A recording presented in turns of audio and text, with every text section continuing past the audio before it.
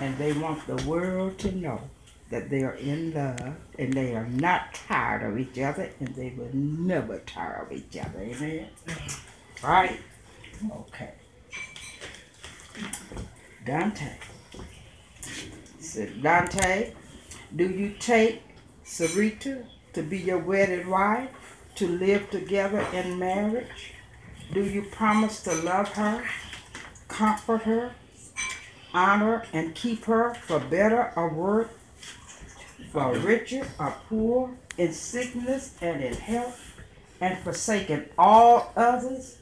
Be faithful only to her, for as long as you both shall live.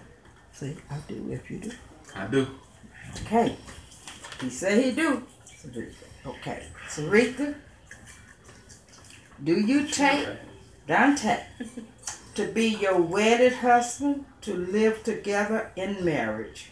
Do you promise to love him, comfort him, honor and keep him for better or worse, for richer or poor, in sickness and health, and forsaking all others?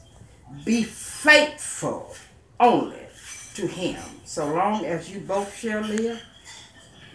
I do. Okay. Okay, now, by the power that is invested in me,